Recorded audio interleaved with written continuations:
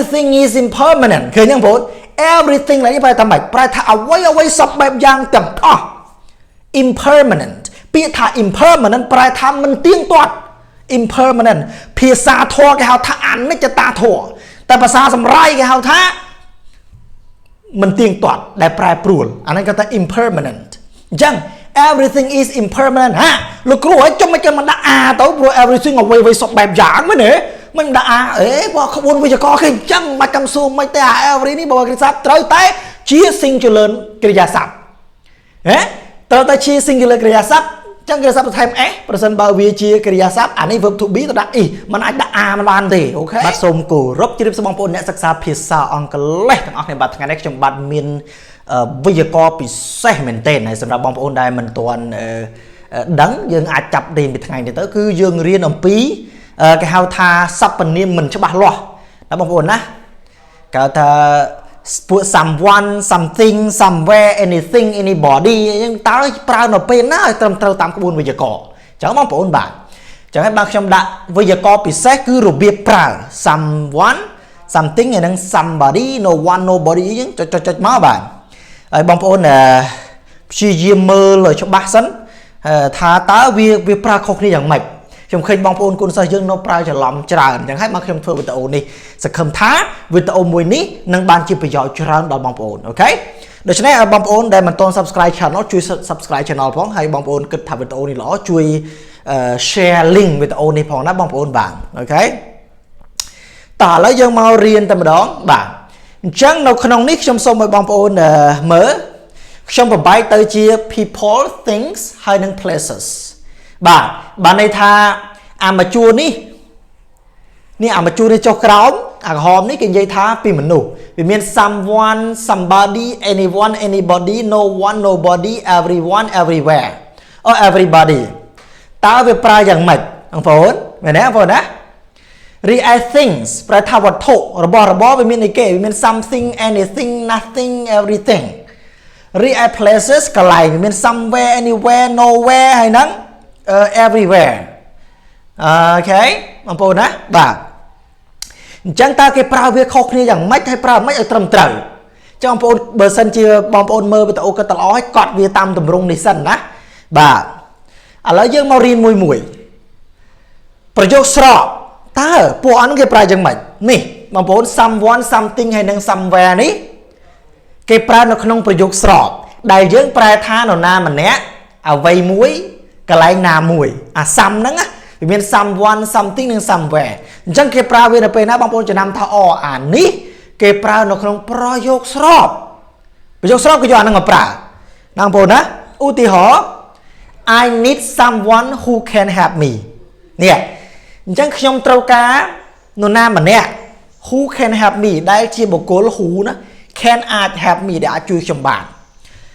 បាទអញ្ចឹង I need someone who can help me ព្រោះតែខ្ញុំត្រូវការនរណាម្នាក់ដែលអាចជួយខ្ញុំបានអញ្ចឹងគេប្រើពាក្យ someone ដែលទ្រឹស្ដីវាក៏អញ្ចឹងគេហៅថាពួកអា someone something somebody nobody nowhere ហ្នឹងទ្រឹស្ដីវាគេឲ្យឈ្មោះវាថាជាសព្វនាមមិនច្បាស់លាស់ពាក្យថាសព្វនាមមិនច្បាស់លាស់ប្រែមកថាម៉េចគឺសព្វនាមហ្នឹងវាអត់ដឹងថានរណាឲ្យប្រកបគេគាត់ថានរណាម្នាក់ហ្នឹងនរណាគេធីតាឬក៏ចនវាអត់ដឹងថានរណាម្នាក់អាហ្នឹងហើយគេហៅថាសព្វនាមមិនច្បាស់លាស់ឧទាហរណ៍ថា someone នរណាម្នាក់ណាគេយើងមិនដឹង something អ្វីមួយស្អីគេយើងមិនដឹងថាអ្វីមួយស្អីគេអាហ្នឹងជាសព្វនាមកម្មសិទ្ធិកន្លែងណាមួយកន្លែងណាយើងមិនដឹងណាប៉ុន្តែដឹងតែកន្លែងអាហ្នឹងហើយគេហៅថាសព្វនាមមិនច្បាស់លាស់ថាណាជាណីឧទាហរណ៍ថា I need someone who can help me ខ្ញុំត្រូវការនរណាម្នាក់ដែលអាចជួយខ្ញុំបាននរណាគេយើងមិនដឹងគាត់ត្រូវការនរណាក៏បានដែរអញ្ចឹងណាបាទ I have something to tell you មិនប្រែតែម៉េចខ្ញុំមានរឿងមួយ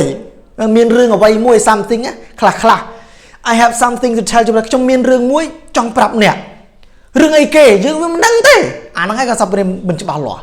តែអាពួក someone something somebody somewhere នេះគេប្រើនៅក្នុងប្រយោគស្រោបចំណាំតែប៉ុណ្្នឹងស្រួលណាបាទ Let's go somewhere this weekend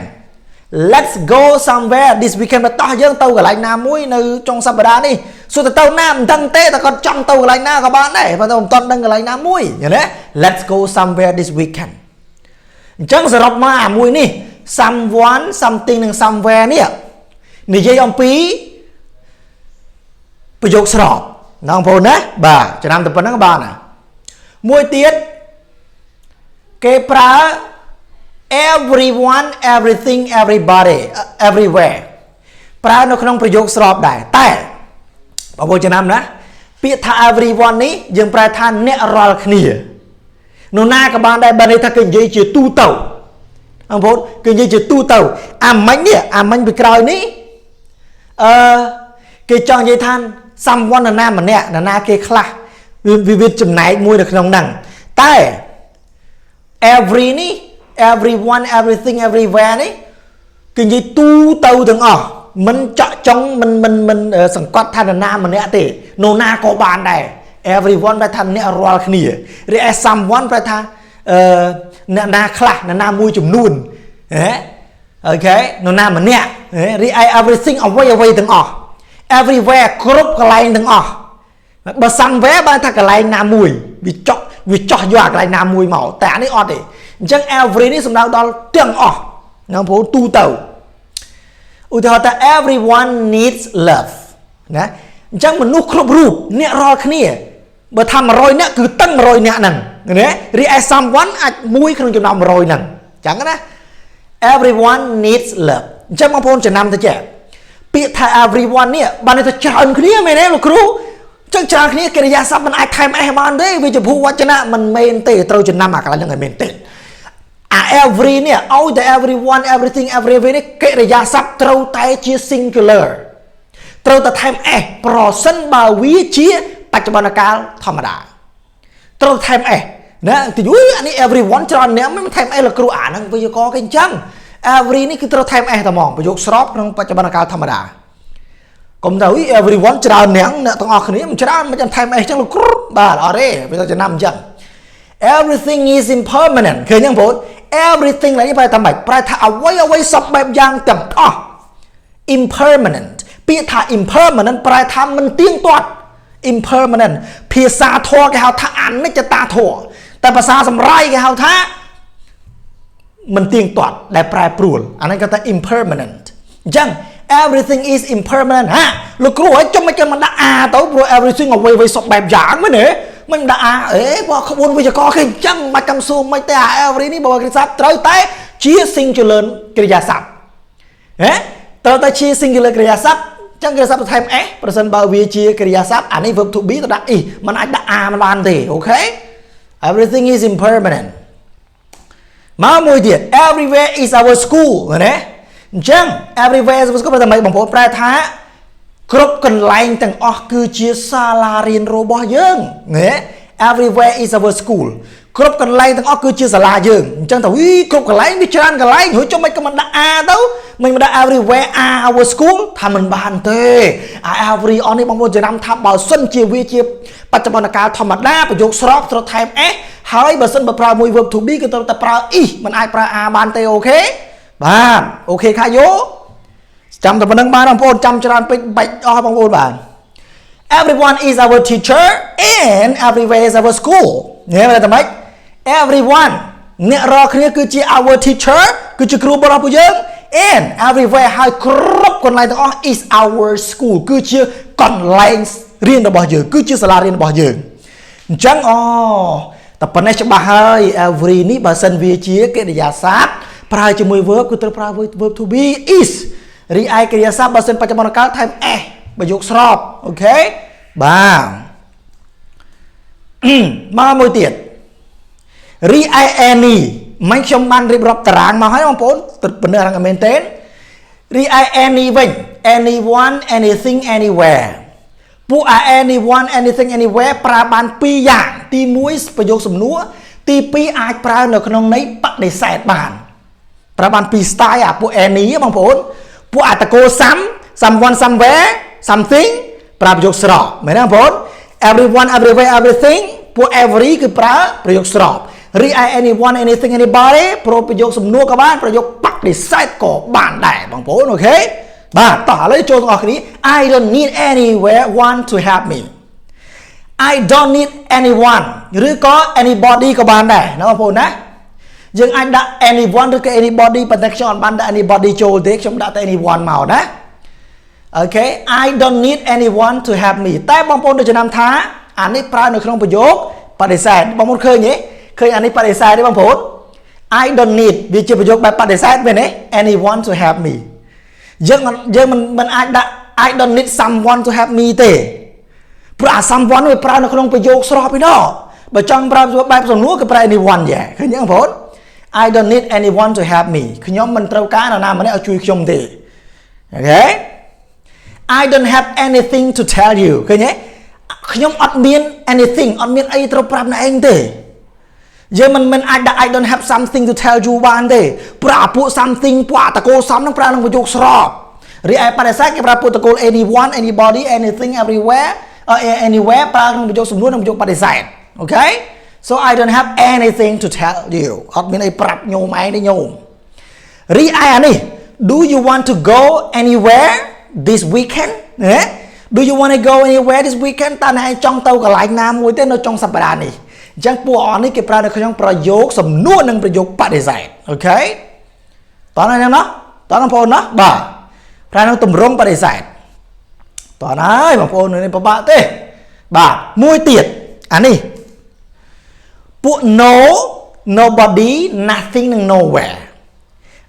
បងប្អូនរៀននេះហើយបងប្អូនទៅមើលតារាងវាខ្ញុំដាក់ពីខាងដើមមកណាអញ្ចឹងរូបរាងវាស្របតែន័យបដិសេធយើងប្រើក្នុងទម្រង់រូបរាងស្របតែន័យវាគឺបដិសេធទៅចំណាំឲ្យទាត់បងប្អូនឧទាហរណ៍ nobody ក៏បាន no one ក៏បានក៏ប៉ុន្តែមុនចំណាំថា no one គឺដាក់ដៃlike ពីគ្នាណាអត់ដាក់ភ្ជាប់គ្នាបានទេ no one ហើយ nobody គឺដាក់ជាប់គ្នាណាចំណាំឡើងហ្នឹងមែនទេមិនច្រឡំប្រើខុសដាក់ no one ក៏បាន nobody ក៏បាន can help me ប្រែថាម៉េចគ្មាន no ណាម្នាក់អាចជួយខ្ញុំបានលោកគ្រូមិញ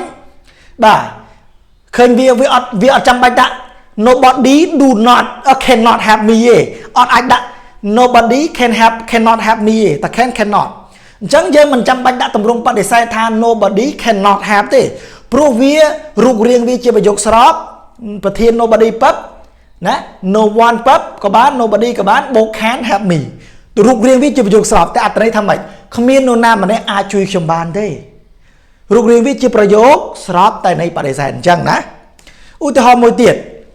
I have nothing to tell you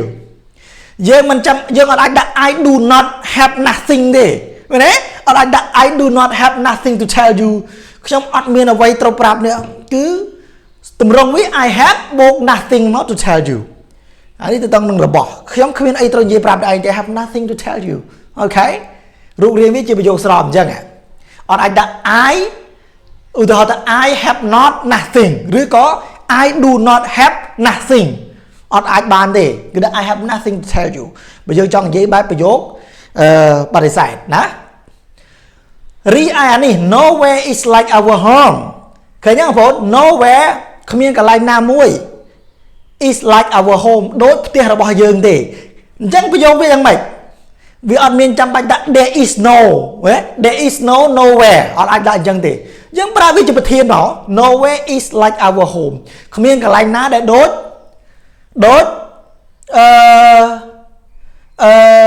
ផ្ទះរបស់យើងទេអញ្ចឹងយើងអាចប្រើ style នេះបានឧទាហរណ៍ថា nobody ណាយកអានេះមកយើងចង់និយាយពីមនុស្សមែនទេអានេះយើងនិយាយពីកន្លែងបើសិនមកយើងចង់និយាយពីមនុស្សយើងអាចដាក់ nobody is like my mom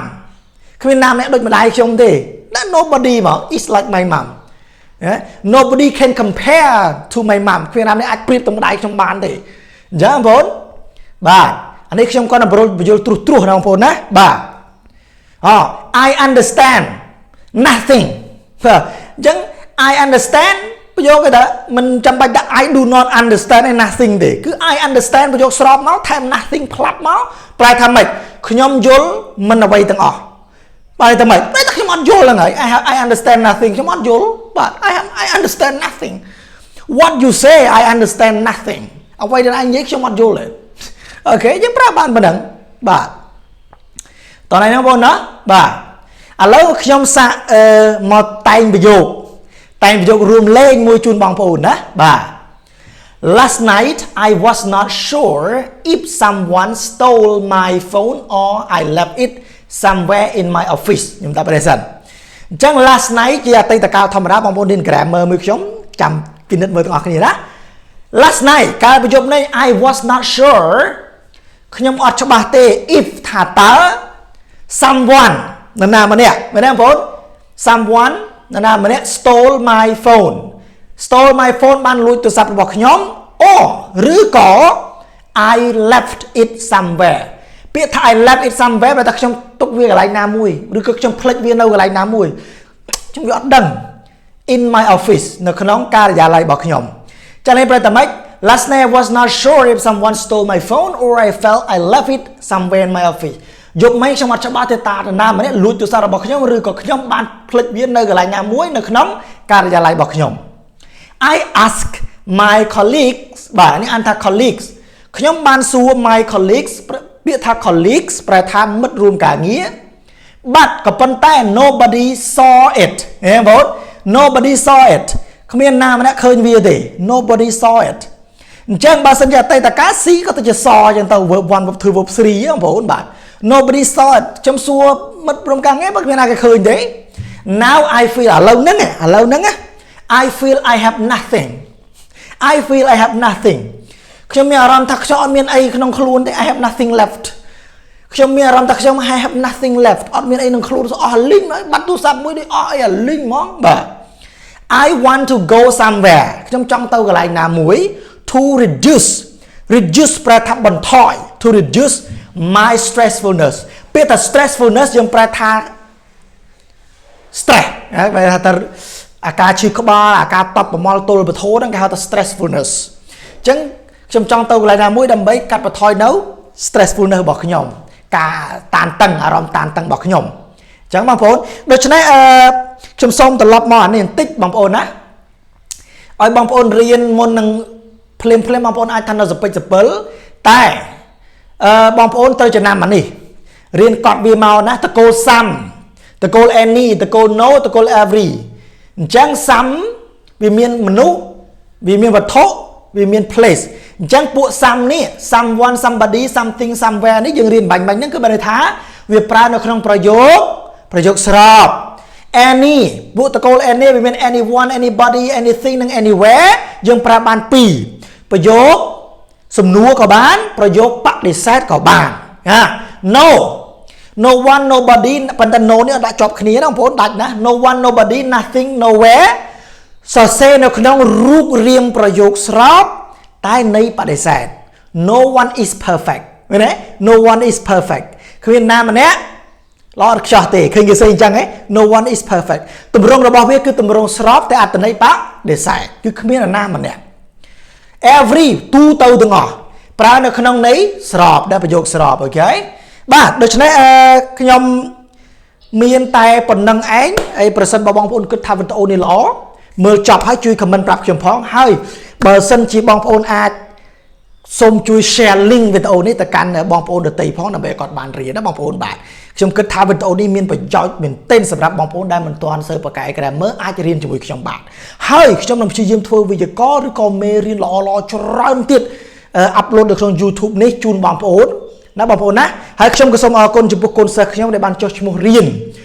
ជាមួយខ្ញុំនៅក្នុងវគ្គ grammar ឬក៏វគ្គបកប្រែសភៅអីហ្នឹងគឺបងប្អូនទាំងអស់គ្នាគឺជា sponsor ធំរបស់ខ្ញុំគ្មានបងប្អូនទាំងអស់គ្នាខ្ញុំក៏ពិបាកនឹងក្នុងការរៀបមេរៀនដែរណាបងប្អូនណាអរគុណច្រើនណាស់សម្រាប់ការផ្ដល់ដង្ហើមឲ្យខ្ញុំដកអូខេ so that's all for today thank you so much bye bye